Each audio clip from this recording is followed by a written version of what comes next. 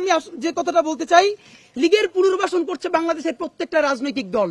সুতরাং এই আন্দোলন যদি ব্যর্থ হয়, প্রত্যেক দায় কিন্তু গিয়ে সেই রাজনৈতিক দলগুলোর উপরে পড়বে, আমরা জানিয়ে রাখলাম। আর্মি থেকে বলা হলো 626 জন আওয়ামী সন্ত্রাসী ক্যান্টনমেন্টের মধ্যে গিয়ে আশ্রয় নিল। এর কিছুদিন পর শুনি আস্তে আস্তে সবাই পাচার হয়ে গেল। আমরা বারবার তখন বলেছি 626 জনের নাম আমাদেরকে বলেন, না আমাদেরকে বলে নাই। তাদেরকে গ্রেপ্তার করেন, তাদেরকে করে নাই। তাহলে 626 জন অপরাধী ক্যান্টনমেন্টের মধ্যে গিয়ে পালাই থাকার পর তারা যদি পালাই যেতে পারে, সেই পালাই তো আর বিএনপি তারে পালাই পাঠায় নাই। আমরা বললাম এই সংবিধান ইটসেলফ একটা ফ্যাসিস্ট সংবিধান। এখানে সকল ক্ষমতা একজন মানুষকে দিয়ে দেয়া আছে। এখানে ন্যূনতম ডেমোক্রেসির চর্চা নাই। এই সংবিধানটা বাকশালী সংবিধান। এটাকে পরিবর্তন করে বাংলাদেশের ছাত্র জনতার গণভোট তৈরি করে, গণভোটের মাধ্যমে নতুন কনস্টিটিউট অ্যাসেম্বলি তৈরি করে তারপরে নতুন সংবিধান তৈরি করতে হবে এবং সেই সংবিধানের আলোকে নয়া বাংলাদেশের প্রথম জাতীয় সংসদ নির্বাচন হবে।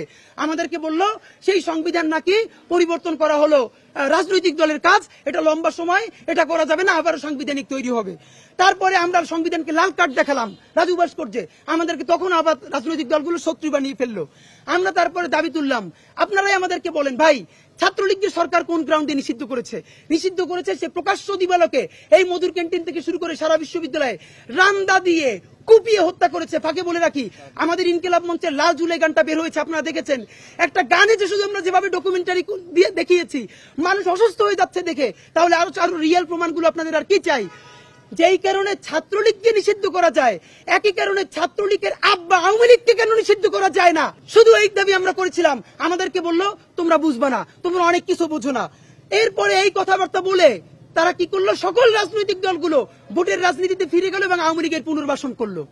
প্রত্যেকে সকল আওয়ামী লীগের ব্যবসা বাণিজ্যগুলোর মধ্যে ভাগ বসালো। অল্প কয়েকজন সামনের আওয়ামী লীগ থেকে সরাই দিয়া, আমি শুধু একটা বিএনপির নাম বলছি না, বিএনপি, জামাতে ইসলামী, এমনকি বাংলাদেশের প্রত্যেকটা রাজনৈতিক দল যে যার সাধ্য মতো আওয়ামী লীগকে পুনর্বাসন করতেছে, আপনারা দেখতেছেন। এবং সেই লীগ পুনর্বাসন করে আমরা যখন এই কথাগুলো বলি, আমাদেরকে বলে তোমরা বুঝবে না। ভাই, যখন জুলাই বিপ্লব হলো তখন আমরা এত কিছু বুঝলাম, আর এখন আমাদেরকে বলেন বুঝবো না। একটু প্লিজ বুঝিয়ে বলেন না, আমরা বুঝবো। আমাদের সাথে একদিন বসেন, আমাদের সাথে কথা বলেন। রাজনৈতিক দলগুলোর এমন অবস্থা হয়েছে, বিএনপি কে দাওয়াত দিলে আমাদের প্রোগ্রামে আসে না, জামাতকে দাওয়াত দিলে আসে না।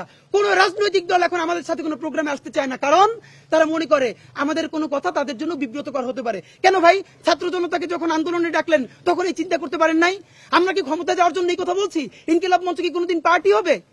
অন্তত জনতার কথাগুলো আমরা আপনাদের সাথে বলতে চাই। আপনারা আপনাদের শত্রু ভাবেন কেন? ভোটই হয় নাই, সেই ভোটের পার্লামেন্ট অবৈধ। সেই পার্লামেন্ট যে রাষ্ট্রপতি নির্বাচন করেছে, সেই রাষ্ট্রপতিও অবৈধ। জুলাই বিপ্লবের পরে অবৈধ রাষ্ট্রপতি আর থাকতে পারে না। আমরা ছাত্র জনতা নিয়ে রাষ্ট্রপতি অপসারণের সামনে গেলাম, আমাদেরকে বাংলাদেশের বিএনপি সহ, জামাত সহ সকল রাজনৈতিক দল আমাদেরকে শত্রু বানিয়ে দিল। কেন? আমরা চুপ্পুর অপসারণ চাই, তাহলে নাকি সাংবিধানিক শূন্যতা তৈরি হবে।